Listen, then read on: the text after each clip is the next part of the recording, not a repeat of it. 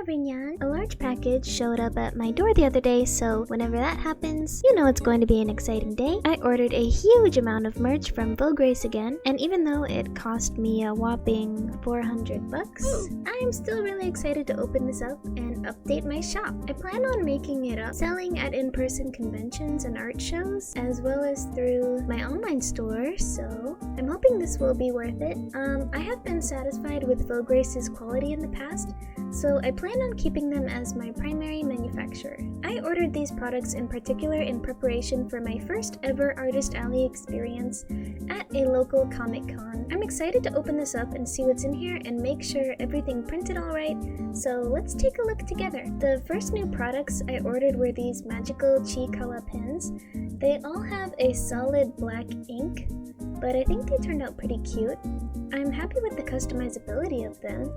I was able to make a custom backing design for Chiikawa, Hachiware, and Usagi. I ordered quite a few of these, but I plan to sell them as a set, as well as individually for $5 each.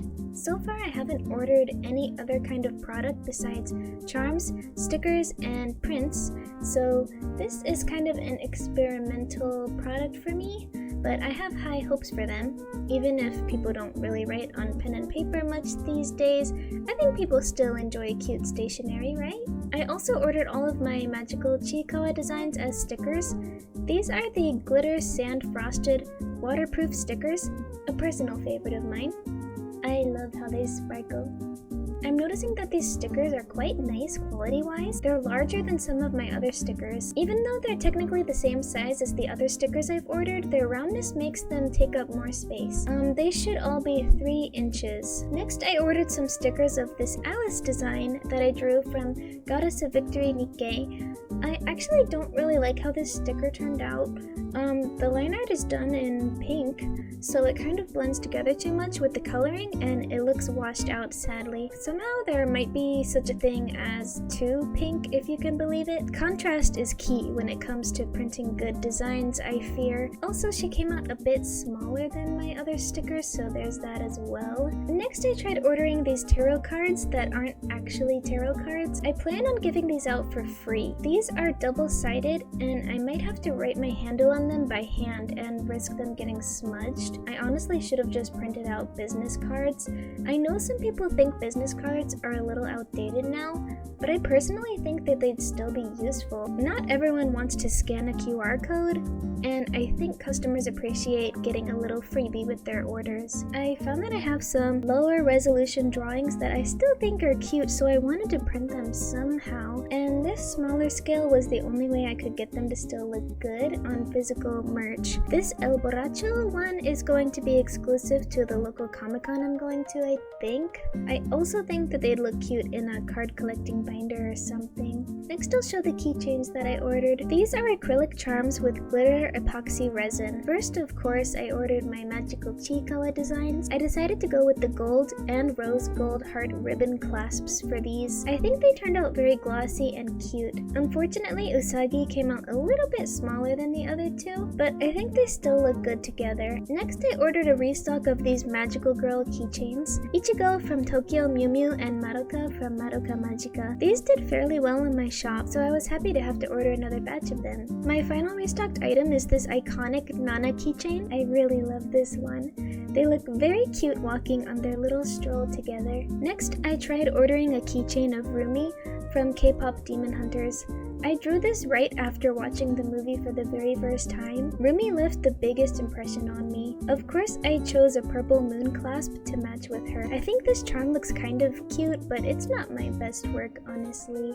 I also ordered a keychain of Marin Kitagawa from My Dress Up Darling. This keychain features Marin in more of like a wholesome, cute pose, which I found doesn't seem to be as popular as the more cool and sexy Marin. So this one might not do as well, but at least the keychain came out like large and the print is pretty good quality. Last but certainly not least, I have a new charm of Konata Izumi from Lucky Star, one of my favorite anime of all time. Lucky Star may be old now, but I feel it still has a lasting effect on the anime community, and I don't think it's been forgotten by any means. So I hope she does well, since I really love Lucky Star, and I love meeting fellow Lucky Star fans and people who remember older anime in general. This keychain came out a little smaller than I expected, but I still think it's cute. I also ordered a few prints. First, of course, I ordered this Kagami print of her cosplaying as Sakura Miku. This is one of my favorite pieces I've ever done. The quality of these prints are pretty nice actually. Also, I would say that this is actually a little bit larger than an 8.5 by 11 print, and also the glossy poster texture turned out nice, and they are way more sturdy than a print from like Staples, for example. The colors